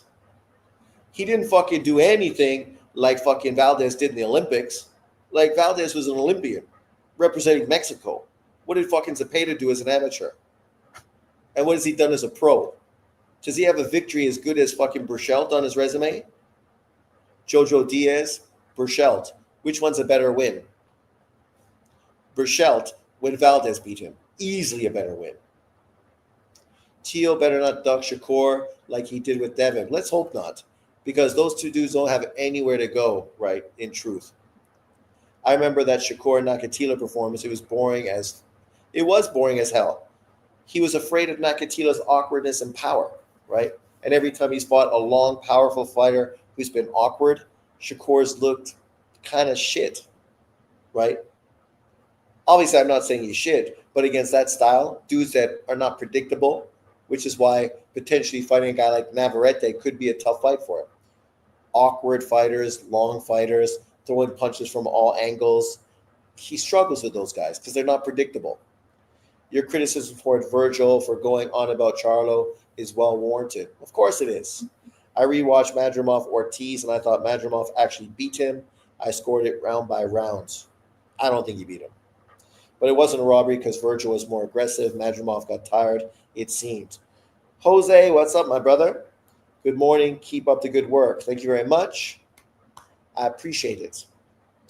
But yeah, like as I say, I mean, I ain't hating on Shakur. It's just his resume ain't that great.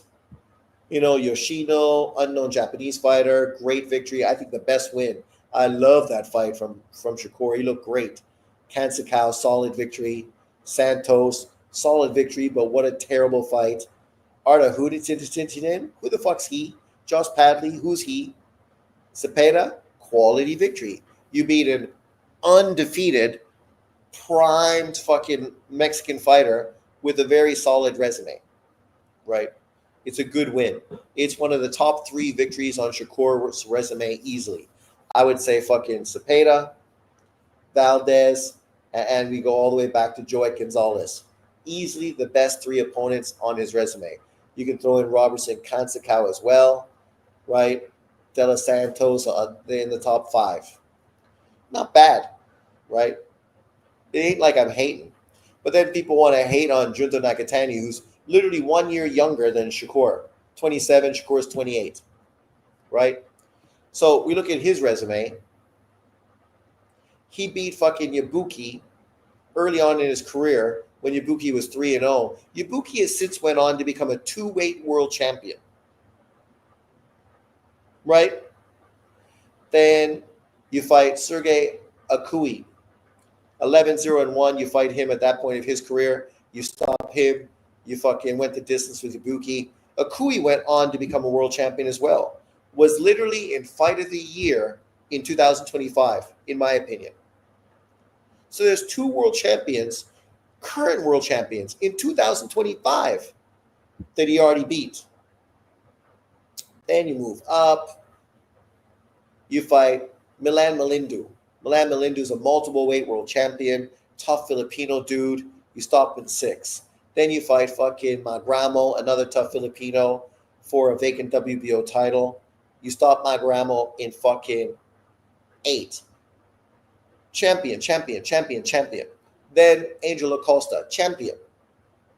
You stop Angel Acosta in fucking 4. Francisco Rodriguez Jr., champion. Not just a champion recently and the whole drug things, but even before that he was a champion, right? 6, you beat him in a tough fight. It shows you how good Francisco Rodriguez was because he literally took him 10 fucking rounds. Then you face Andrew Maloney, champion, knocked his ass out in a fucking sensational fight. RG Cortez, not a champion, but a quality opponent, still a top-ranked opponent at 115 pounds. Then you beat world champion Alexander Santiago, who had just beaten Nonito Donaire to claim the WBC title. You stop him in 6. You fight Vincent Astrolabio, right? A guy who beat fucking Rigo. You stop him in 1 round. You beat an overrated Thai guy with a record of 76-1. You face David Cortez, solid fighter, 28-0, stop him in 3. And then you face undefeated world champion Nishida, your 9th world champion, stop him in 6. A lot of 6-round stoppages against world champions on your resume. Who's the best name on his resume if we want to compare to Shakur? I mean, the quality guys of Valdez, the same. None of these guys are elite. They're champions. They have good wins. They became champions like Valdez, right? No, it doesn't. Valdez's resume does not pop out as if, Shakur's resume does not pop out as if it's better. The only thing that people are more familiar with some of the names he fought, but not that they're really familiar with them. The majority of people he fought, they don't know who the fuck those guys are. But of course, you're trying to hype him up because he's an FBA fighter. So he's fighting fucking Toke Clay, who didn't do anything. But because he's a black fighter, they acted like he was fighting some great fucking opponent. Guy went on to do nothing his whole career. Right? Valdez's best win, Burchelt, at the time, fucking great. After that, the dude fucking literally was shot, never did anything. Is Chocolatito back? Uh, he's supposed to be coming back. I keep hearing rumors that fights are close to being made, but I'm not sure what weight against who, what the scenario is going to be. We will see. Can you rank these resumes, Shakur, Devin, and Tank? Devin number one, Tank number two, Shakur number three. Devin's victories are better, right? Devin's done more. And maybe that's because Devin seemed more vulnerable. And because you're more vulnerable, it's much easier for you to get fights, right? Tank Davis is scary power. Shakur is scary defense. Devin Haney has no fucking power and seems beatable. 26 years old. He's younger than Junto and he's younger than Shakur. When we look at his resume early on, he was taking on some quality opponents when I started talking about him. When he faced Menard, Burgos, quality up and comers. Then he faced John Jenny, undefeated South African fighter. I thought John Jenny was going to give him a real fight because I'd been impressed with John Jenny. You know, those South African fighters are very long. They fight behind quality jabs. They use good movement, not necessarily the hardest punchers, but I felt stylistically it's a similar style. It could be difficult. Haney looked very good, beat him easily. Antonio Moran, whatever. Went on to beat Zaur Abdurev. Fucking the most impressive victory of his career outside of the fight we'll talk about later. That was a great victory. And Zaur Abdurev went on to fight for a world title afterwards. So quality fight. Santiago, he's good. Gamboa, he'd already been beaten twice, so it was kind of just a name fucking cherry pick at that time. Linares, obviously past his best at this time, but a good name. Name. You fight three dudes with names, even though they're all past their best. Jojo Diaz, Linares, and Gamboa. But they had name recognition. It put you into the conversation. It had people talking about your opponents. Everybody knows Gamboa, Linares, and Diaz, even though Gamboa, what was he coming off of? Losses to Tank Davis and then lost to Devin Haney. So literally after he got knocked out by Tank, you fight him. And then Isaac Cruz goes in there and stops him in 5, right? You know, making you both look bad. Linares obviously went up to 140, got sent back to the fucking division, and because he got fucking destroyed in 1 round by Cano, right? After getting beat by Lomachenko in a quality fight. But going up to 140, he got destroyed. Came back down. Devin Haney jumped on the name. Ryan Garcia was supposed to fight him. People hated on Ryan Garcia for talking about Linares, but then they cheer Haney. Then he got beat by Alvarez, beat by got beat by Carell. You know, not bad opponents. Jojo Diaz, a guy that won a title at 130, was really at the peak of his career after beating fucking Tevin Farmer. Had that Rakhimov fight, which kind of ruined him. Fought Fortuna, solid victory, then lost to Haney. Lost to Segura, lost to fucking Gesta. And then we saw what he's done recently, right? The Prograis fight, I thought he won. Cambosis, people praise him. He went to Australia to do what he should do. You go there to win those titles, and he did it. Then he fought Lomachenko. Quality. Him taking on Lomachenko at this point, great fucking step-up fight for him. I felt he lost, but you can't blame the guy for taking on Lomachenko. Then he fought Regis Prograis. He should have been fighting Shakur, but it's no shock that he ducked Shakur to fight Regis Prograis. Regis Prograis is easily the most impressive performance of his career, only to then go on and shit the bed against Ryan Garcia, only to then get on and fucking run like a chicken versus Jose Carlos Ramirez. But quality opponents. And then now you're fighting Brian Norman, a 24-year-old kid who hasn't fought anyone. But he's a guy that most people feel is the best guy currently at 147. You fight him, you become a 3-weight world champion, and it catapults you right back onto the pound-for-pound list. Ramirez, unified champion. Prograis, two-time champion. I think he was also a unified champion. Lomachenko, three-belt unified three-weight world champion. Kambosos, unified champion. Diaz, champion. Linares, champion. Gamboa, champion. Santiago, Ares, Zhang Jiani, blah, blah, okay. So not bad, right? Uh, Chocolatito versus Donito be a good retirement fight. That's true. That's true. It would get a lot of attention, right, with Donaire, but I don't know if Chocolatito's interested. I thought they mentioned that fight, and Chocolatito sort of went, meh. Talent-wise, I think Shakur is better than them. I agree. I think Shakur is better than Tank Davis and Devin Haney. I always thought that. That's why I think Devin Haney blatantly ducked him.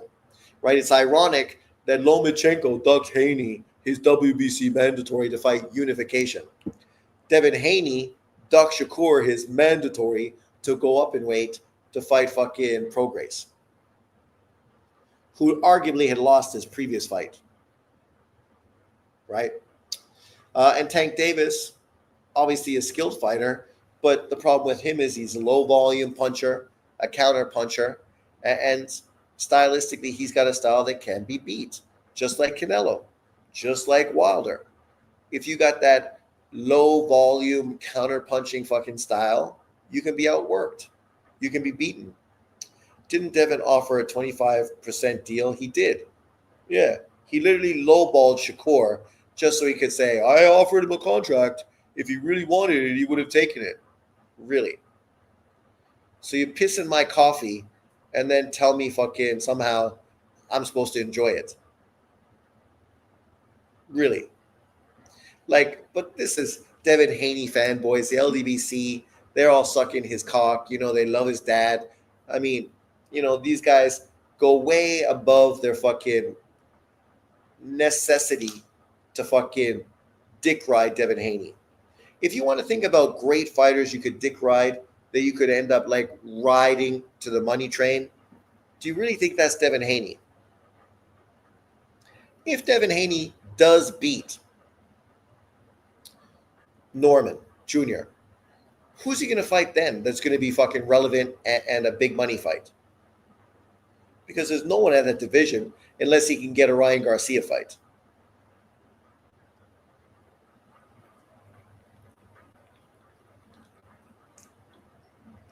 Outside of that, what? He's going to fight Rolly fucking Romero? Okay. That's going to do big money, right? What's he going to do? Fight Jake Paul? Don't be surprised, right? But yeah, Tank already did that. So once again, you're following Tank Davis. He fought Ryan, you fight Ryan. He fights Jake, you want to fight Jake. You going to fight Pacquiao? Really? If Devin Haney tries to fight Pacquiao, oh my God. Cringe. Fucking cringe. I'm not the biggest Devin fan, but I'm still pretty surprised he'd fight this young monster, K artist.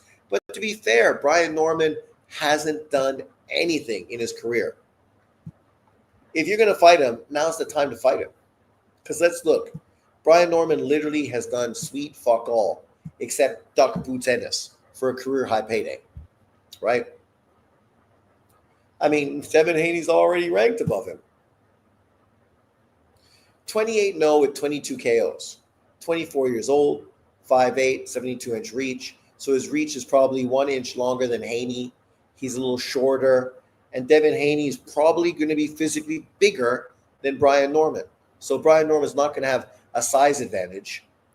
He beat Jin Sasaki, who had already been beaten by a Japanese fighter, so wasn't really a great opponent. Derek Cuevas, who the fuck is that guy? The biggest win on his resume is Giovanni Santillia, right? This guy. 33-year-old Mexican dude that just fought Villa and looked like garbage in that fight. Fought Frederick Larson. Who the fuck cares? His best win was against Alexis Rocha in a fight he was supposed to lose. He surprised everyone, fought fucking unbelievable, beat Rocha, who's a fucking one-dimensional, slow fucking fighter. And outside of that, who the fuck did he fight? An old ass fucking Antonio DeMarco back in 2020. Like literally, this dude's fought no one. Go back and look at who he's fought. Who are these guys? Who? Like, there's no one on this resume that this guy fought that people know, right? Quentin Randall.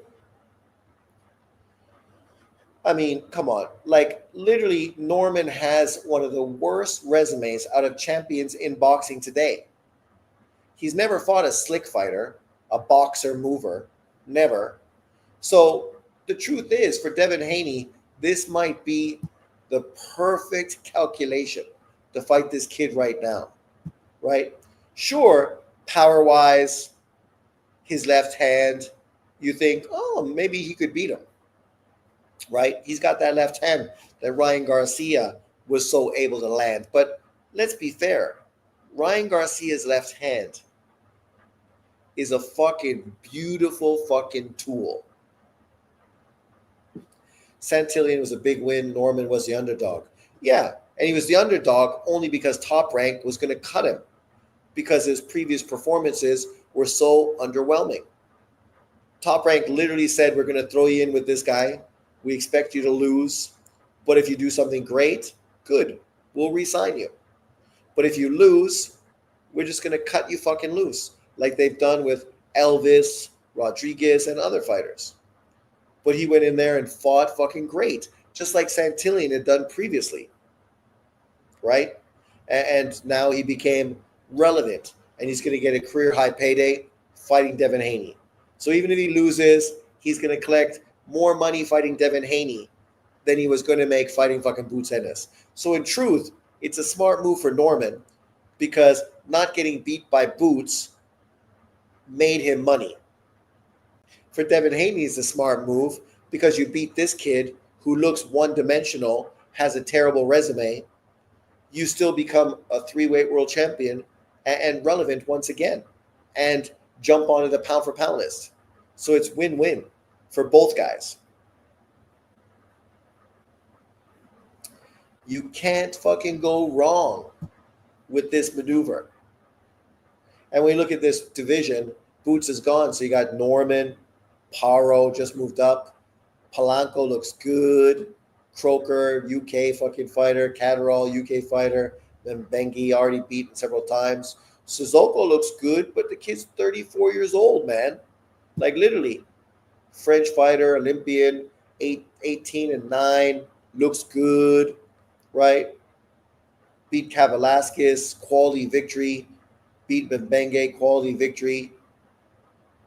Iliev, also quality victory. Merlenko. But like, think about it. This dude's 34 years old, man. He's going to get worse before he gets better. He ain't going to get better at fucking 33 years age. Kisyoff, good fighter, but doesn't get much opportunities.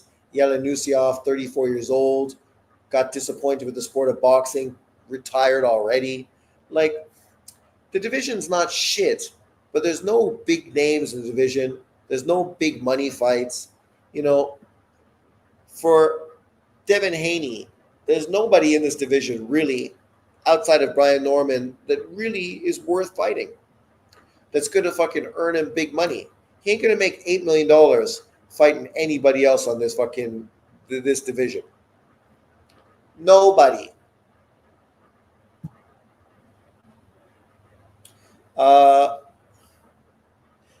Agreed. Definitely say this was a smart move, not taking the 1.7 million from Boots. Nowadays, now that you got fucking the money he gets to fight Haney, yeah, it looks like a genius move, right? They probably got twice as much money now to fight Devin Haney. Why everyone avoiding Bakram and Janibek? Well, because low money and dangerous. It's kind of like what people used to avoid Golovkin. They didn't want to take the risk of fighting a quality opponent where they weren't going to get paid fucking great money to fight them. So now everyone's avoiding these guys because they expect that they're going to get paid shit and potentially get beat. At worst, Devin can outpoint you, whereas Boots can really beat you up. Exactly. If you lose to Devin Haney, you still potentially can go back and become a world champion in the division and still collect paydays and still maybe even become more relevant now because you did fight a name opponent in Devin Haney. Paddy Donovan could earn him big money in Ireland. Yeah, that's true. Sean, what's up with Opataya fighting Shinkara? It just seems like Opataya is never going to unify a cruiserweight. To be fair, it's not his fault, right? Badu Jack ain't going to fight him. He might have to rematch now, which really puts that title right out of the fucking line of firing. And Zurdo Ramirez is definitely fucking not interested in fighting him.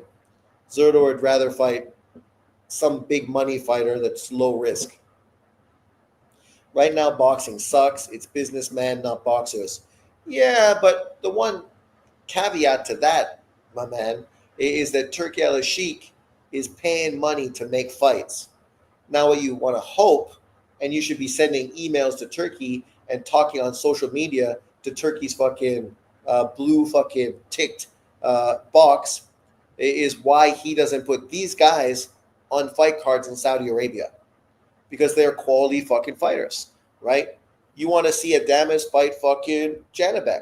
Come on, Turkey. Let's make that 3-belt unification fight. You can do it. And it ain't going to cost you that much money. Because how much money you need to pay Janabek? Right? 2.5? Right? And then as far as Murtazaliev, Jesus Christ, you pay him 2.5, he'll fucking fight anybody. Right? So, come on, Turki Al Sheikh. We know you're out there. Put your money towards making some legitimate fights that boxing fans want to see, but unfortunately can't be made without your fucking deep pockets. When I heard rumors of Obadiah Chisora, I was all for it. Whew! Any good fights today or tomorrow? Sugar Nunez is fighting tomorrow. Iglesias fought yesterday, and today nothing special. Adamas outpriced himself. He ducked Janabek on the Turkey card already.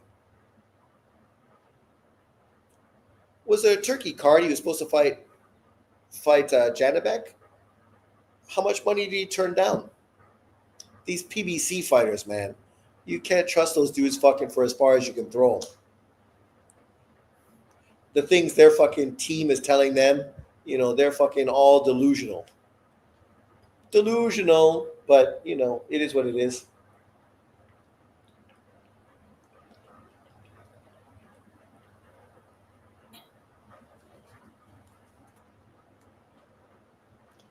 There you go, people. Nighttime on Friday, and what am I drinking? Coconut water. Not fucking beer. That's what happens when you get older. He was supposed to fight on the Benavides undercard. Like the November card. Kanan Clark is officially done for the year. The league must hate that. Really? Because of the groin strain? Fuck, man. This is her Michael Jordan year, eh? What happened to Jordan his second year in the league? Fucked his knee, out. Came back year 3, domination. So let's hope fucking she can do the same. Because for a girl that's never had really any injuries, unlike Becker's, that's terrible. But groin injuries are fucking brutal. I used to laugh at hockey players, right? Because obviously Canada, hockey players always get groin injuries, understandably. And as a kid, I didn't understand how this fucking injury, groin, could be so debilitating and keep players out for such a long fucking period of time. But when I got older, I was playing basketball in Vancouver, right? And I was still active. I was what? Fucking not old. 30, right? 28 to 33. I played this real small, short fucking guard. And we're playing him 3-on-3 inside gym. Fuck, man. I guess I didn't warm up enough, or he just pushed me too early before I really got a sweat going. And I made a move to play defense on him. And fucking I just felt a pop. It was just like, oh my God. Really? Fucking groin strain. That shit would never fucking heal. And then the first time, months later, I tried to play again. Fucking same thing happened. And it was like, God damn it. Fucking now I realize this is my karma, right? My karma. Well, yeah, Adamus Janibek is a good fight, man. Like, it's a shame Adamus is a big pussy hole, but unfortunately, PBC fighters all pussy holes, man. Yep, Tyson versus Gayweather. Fuck that shit. Boycott, people. I don't want to see anyone fucking give that fight any consideration at all. Who wins if GG against Janibek in their prime? Oh, come on. Golovkin stops him inside 9 rounds. Guaranteed that doesn't happen. Damn right. In the beginning of the game, too. So she just came back and played and injured herself once again after like that extended off that she had. Oh, fucking groin injuries, man. Yeah. But you got to blame her fucking training team, like the Fever. Apparently, they got like a good training situation, but you got to ask the people that work with her. They obviously not doing something right because with all that money and all that equipment, you should be able to fucking deal with that shit better than that. Not send her back so it gets fucking injured instantaneously. I think you'll say Janibek because he is fast. Oh no. No, fucking Golovkin's jab was fucking a thing of beauty. I mean, that's why he could continue to fight when he was old, because his jab was still so good. He couldn't throw big shots anymore and land them. Stopped going to the body fucking years ago, but his jab was still so effective. Do you think Paul can beat Tank? Beat Tank in what? It ain't a real fight. Let's fight, bro. What's up, Andre? Andre, it's been a long time. Did you go to the Iglesias fight last night in Quebec? Ward, Gennady, who wins? Prime. Golovkin. Golovkin's jab would fucking beat Andre Ward, just like Kovalev's jab was beating Andre Ward. And Prime Golovkin was a better fighter than Kovalev. Bud beats Canelo. Will this be more impressive than Leonard beating Hagler? Well, we got to see how he beats him, right? Because I was a huge Leonard fan. When I grew up, Leonard was my favorite boxer. Obviously, I started watching boxing because of Ali, but I was very young. But when Leonard became a gold medal winner in '76, I was like fucking 8 years old. So I watched it. You know, he started doing commercials all over TV. I was a huge Leonard fanboy. So I love Leonard beating Hagler. Loved it.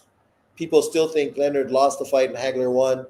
Leonard won, as far as I'm concerned. Um, if Bud beats Canelo, for it to be considered something like Leonard beating Hagler, he would have to really fucking put an ass beating on fucking Canelo. Not necessarily stop him, but you know what I mean? Like be hitting with Canelo with some fucking great shots. Hard jabs like he was hitting Spence with. Big fucking shots. Fucking stopping fucking Canelo in his tracks. Like if he does that, then I would say Bud Crawford's victory is bigger. Even though Leonard obviously got tons of credit because he'd been retired for 3 years. Bud Crawford hasn't been retired. What do you think of Iglesias? I like him. Did you watch the fight? I fucking forgot about it, so I missed it. I think if Jake Paul uses Andre Ward style, he could beat Tank in a real fight. Well, you know what he's going to do against him? He would use his jab, and then he just lay on him like Klitschko on the inside. But Tank Davis is just going to wait for a big counterpunch, an uppercut probably, to fucking flatline and knock him out. But obviously, this is just a bullshit fight. Just because he is so much bigger. I think Ray Leonard is more impressive because he came off of a 3-year retirement. Yeah. Well, that's why I say it depends on how Bud Crawford beats Canelo. Do you see Bud versus Canelo can be a robbery too? Well, of course it can. I mean, in boxing, That's always a possibility, right? It's always a possibility. Robberies fucking happen all the time in boxing, like consistently. So that would not be a shock or surprise at all. Three worst fan bases in boxing: Floyd Mayweather, Deontay Wilder,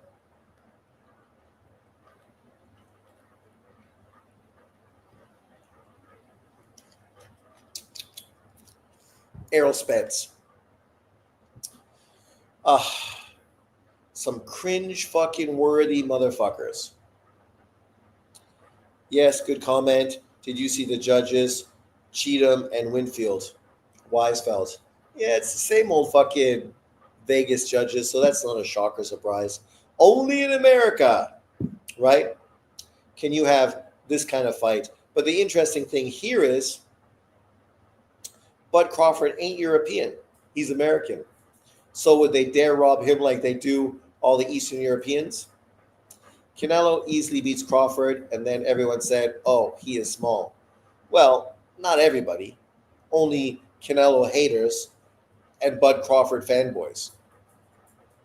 I'm a Bud Crawford fan. If Canelo beats Crawford, it's not that I'll be surprised because I think he could beat him, but it'll be interesting to see how he beats him. I would not be surprised if Canelo beats him if people cry robbery, right? Canelo wins, but it's not so decisive. And he gets the cards. And of course, Canelo or Bud Crawford fans are in their feelings because their man lost. So don't be surprised if that plays out either as well. Does MJ have a chance to beat Inui? Of course he does. Yeah. MJ is easily one of the top three best fighters that Inui has fought. Easily. He's a very good fighter. The only one thing I've noticed about MJ, and that was a few fights ago, it didn't seem like he took work to the body very well. And if that's the case, and he's susceptible to the body, and I don't know if it's true, that was one fight. So you can't really judge it based on that. But it did look like a potential issue for him. Uh, if he's really sensitive to the body, I knew he's going to fucking destroy him. And it could look like an easy fight, right? Like when Inui beat Navarez, right? Navarez had only been beaten by Donaire when he moved up in weight. Got beat by Donaire in a close competitive fight, not a good fight, but a close fight. Moved back down, continued to dominate 115. Inui jumped up two weight divisions, and fucking ran over Navarez, primarily because of body work. So I could see Inui's body work being too much for MJ.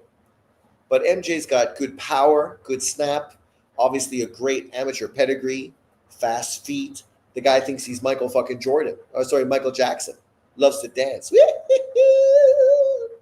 Right? Does the moonwalk, everything else. So he's got good feet and fast hands. And we see that Inui's been getting countered recently now that he's moved up to 122. So anything's possible. Do you think Keith once upon a time, Thurman has a real shot to beat Maduro? No fucking way.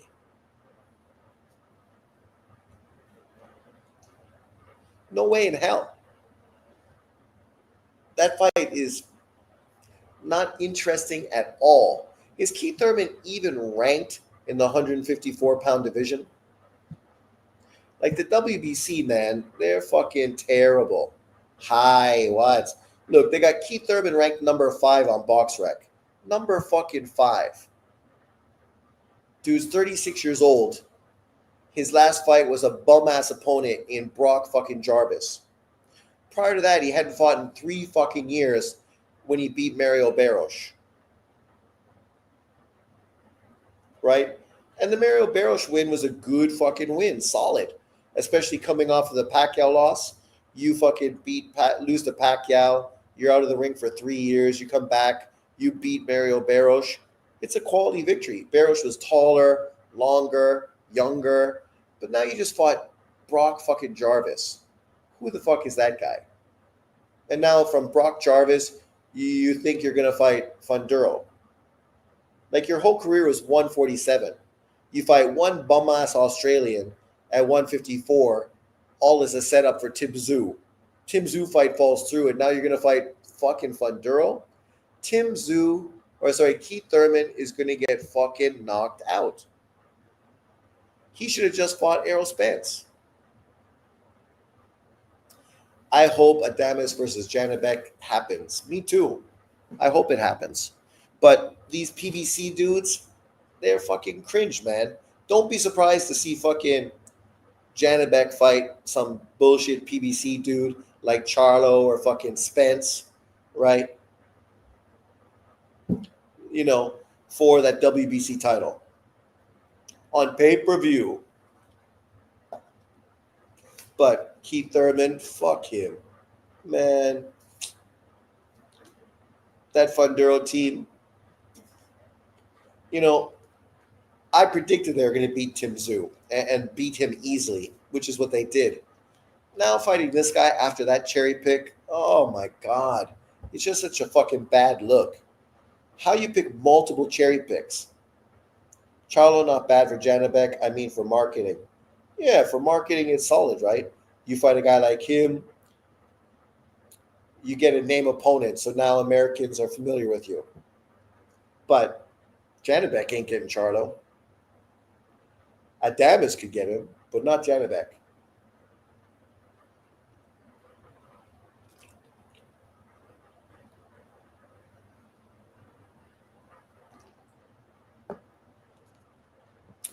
But thanks everyone for jumping on. We've been on for over 2 hours now. I'm going to call it a night and see what's going on. Go upstairs, turn my air conditioner on. I think this one here is getting tired. Right, Lily? It's your bedtime. Want to go upstairs? Want to go upstairs? Yeah? So thanks everyone for jumping in. I appreciate it as always. I will see you next week a lot because obviously we got a fucking big weekend coming. I mean, the Canelo card is great. And obviously Nunez fighting the next day. I mean, what's not to like? Boxing fans should be fucking excited. Peace out, everyone. Have a good weekend, and I will see you next week.